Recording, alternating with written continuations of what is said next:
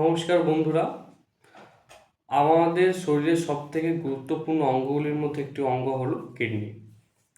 তো প্রতিদিন কিডনি প্রায় 50 লিটারের মতো শরীর থেকে যে রক্ত বা ব্লাড থেকে যে টক্সিন থাকে সেগুলি বের করতে সাহায্য করে।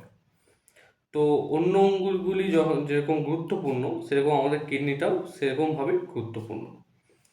তো তবে একটা জিনিস মনে রাখা আমাদের দরকার, যদি আমাদের কিডনি নষ্ট হয়ে যায় শরীরে কিন্তু বিভিন্ন রকমের সমস্যা দেখা দিতে পারে।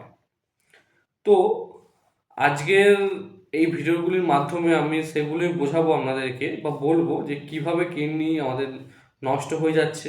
অনেক সময় দেখা যাচ্ছে যে কিডনি নষ্ট হওয়ার আগেও পর্যন্ত কোনো লক্ষণই বোঝা যাচ্ছে না, কিন্তু কিডনি আমাদের নষ্ট হচ্ছে।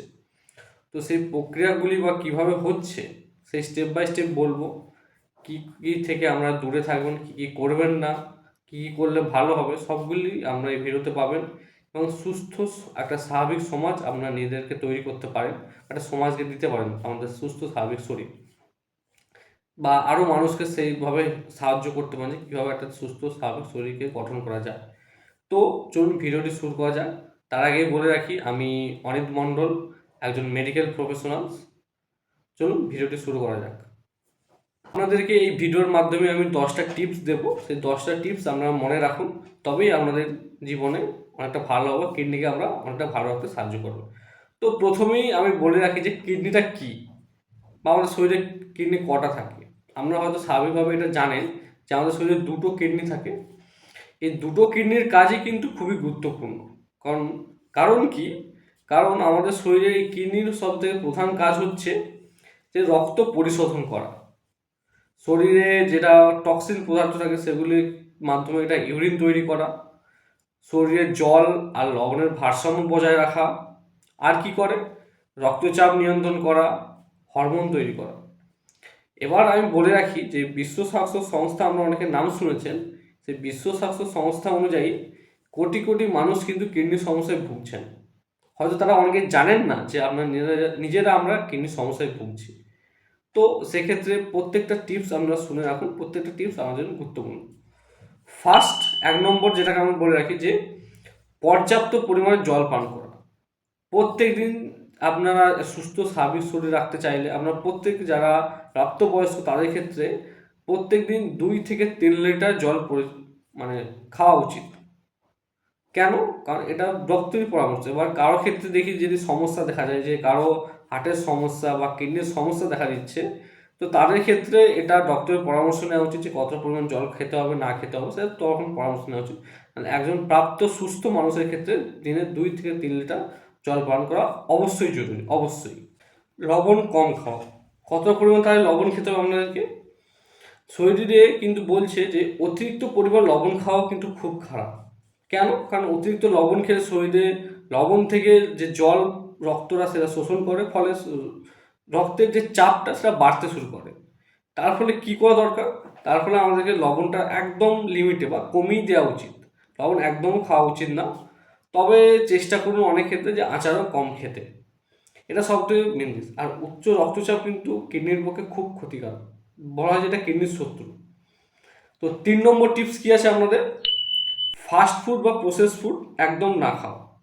কেমন? যেসব প্রসেস ফুড বা ফাস্ট ফুড আমরা খাই এতে প্রিজারভেটিভ মেশানো থাকে, যেটা কী হয় কিডনি যে টক্সিনটা আমাদেরকে বের করছে সেই টক্সিনের মধ্যে এটা মিশে থাকে, ফলে কিডনিকে এটা ক্ষতিকর, যখন এটা পরিশোধন করতে যাচ্ছে কিডনি, তো কিডনিকে এটা ক্ষতিকর প্রভাব ফেলছে। তো অবশ্যই প্রসেস ফুড বা প্যাকেটজাত খাবার থেকে আমরা দূরে থাকুন। এবার বলে রাখি যে আমাদের রক্তচাপ নিয়ন্ত্রণ করা। একটা স্বাভাবিক সবার রক্তচাপ থাকে, সেটা হচ্ছে যে 120/80 mm তো এই স্বাভাবিক রক্তচাপের ক্ষেত্রে থেকে যদি আমাদের রক্তচাপটা আরও বেড়ে যায় তাহলে কিন্তু খুব ক্ষতিকর। কারো ক্ষেত্রে দেখা যাচ্ছে যে হাই ব্লাড প্রেশার, তাদের ক্ষেত্রে বা ডায়াবেটিক্স আছে, এসব পেশেন্টদের ক্ষেত্রে কিন্তু রেগুলার ডায়াবেটিক্স প্রেশারটাকে অবশ্যই চেক করা দরকার, যাতে এটা নিয়ন্ত্রণে রাখে বা নিয়ন্ত্রণ রাখতে সাহায্য করে। নাহলে আগে গিয়ে আরও দুর্ঘটনার সমস্যা হতে পারে বা কিডনির উপর এটা ডাইরেক্টলি প্রভাব ফেলে। তো অবশ্যই ডায়াবেটিক্স আছে বা যাদের ব্লাড প্রেশার, অবশ্যই এটা কন্ট্রোলে রাখুন।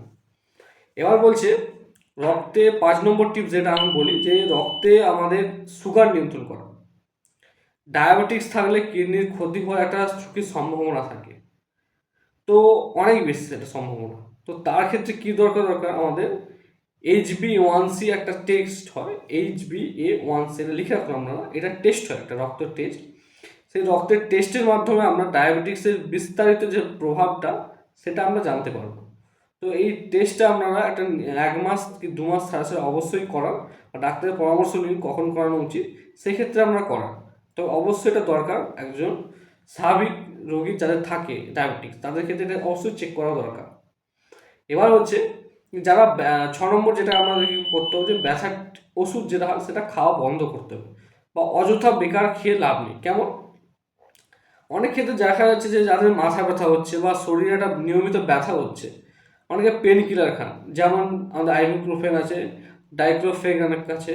তো এইগুলি যখন আমরা খাচ্ছেন, এগুলি কিন্তু NSAID ওষুধ বলা হয়, এটাকে এটা ড্রাগসের আন্ডারে ফেলা হয়। তো এই ড্রাগসগুলি আমরা খাবেন বা এই মেডিসিনগুলো আমরা খাবেন না। কেন? কারণ এগুলি আমাদের শরীরের যে কিডনির উপর একটা ডাইরেক্টলি প্রভাব ফেলছে, কিডনি খারাপ করতে সাহায্য হচ্ছে। কারণ এসব মেডিসিন কিডনির পক্ষে খুব ক্ষতি। তো আপনারা এসব ওষুধ একদম খাবেন না, আর ডাক্তারি পরামর্শ নিয়ে খাবেন, না হলে একদম কোনো খাওয়ার দরকার নেই। তো এবার 7 নম্বর পয়েন্ট যেটা, যে ধূমপান বা অ্যালকোহল অবশ্যই একদম এড়িয়ে চলুন, ডাইরেক্ট মেন কথা। কারণ ধূমপান কিন্তু কিডনির যে রক্তনালী সেটাকে সংকুচিত ছোট করে। অ্যালকোহল শরীরে ডিহাইড্রেশন তৈরি করে, ফলে কি হয় যে কিডনির ওপর চাপটা আরও বাড়তে শুরু করে। তো এই জন্য অবশ্যই ধূমপান বা অ্যালকোহল অবশ্যই আমরা কমিয়ে দিই। 8 নম্বর টিপস, সবথেকে গুরুত্বপূর্ণ টিপস, যে নিয়মিত ব্যায়াম করুন। প্রত্যেকটা ভিডিওতে আমি দুটো জিনিস অবশ্যই বলে যে পর্যাপ্ত পরিমাণে ঘুম আর জল পান করুন। তার সাথে যদি পারেন আপনি নিয়মিত ব্যায়াম করতে, প্রত্যেক দিন যদি আপনি নিয়মিত 30 মিনিট করে ব্যায়াম করেন বা হাঁটাচলা করেন, তাহলে কিন্তু আপনার শরীরে যে রক্তচাপ যেটা হয় সেটা কিন্তু অনেকটা কমবে, আর কিডনির ঝুঁকি, যে খারাপ হওয়ার ঝুঁকি বা কিডনির ক্ষতিগ্রস্ত হওয়ার ঝুঁকিটা অনেকটা কমে যাবে। ব্যায়াম করলে আমাদের রক্ত নিয়ন্ত্রণে থাকে, শরীরের প্রেশার কম হয়, মানসিক শক্তিও ভালো থাকে, আমার মনোযোগ আসে যে কোনো কাজে। তো অবশ্যই ব্যায়াম বা এক্সারসাইজ প্রতিদিন করতে। 9 নম্বর কি, আপনারা ওজন নিয়ন্ত্রণে রাখুন। অতিরিক্ত ওজন বৃদ্ধি বা ডায়াবেটিক্স বা হাই প্রেশার যাদের আছে, এগুলোর ক্ষেত্রে কিন্তু কিডনি ক্ষতিকর করে।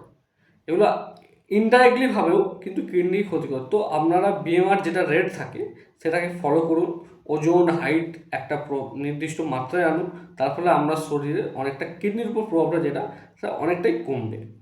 তো BMI যেটা কত থাকে, 18.9 থেকে 20.4, এই পর্যন্ত BMI যে রেটটা থাকে এটার মধ্যে রাখার চেষ্টা করুন।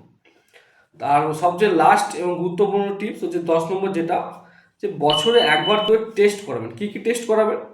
বিশেষ করে যাদের ডায়াবেটিক্স বা হাই প্রেশার থাকে, বা পরিবারে কারো কিডনি ক্ষতিগ্রস্ত আছে, এরকম কারো যদি মেডিকেল হিস্ট্রি থাকে, তাহলে বছরে একবার করে আপনার সিরাম ক্রিয়েটিন, লিখে রাখুন এগুলো, সিরাম ক্রিয়েটিন, ইউরিয়া, আর ইউরিন রুটিন, আর ইজিএফআর, যেটা আমাদের ক্রিয়েটিন থেকেই বের করা যায় ইজিএফআর। তো এই টেস্টগুলো করেন, 3-4টে টেস্ট আমরা বছরে একবার করে করি।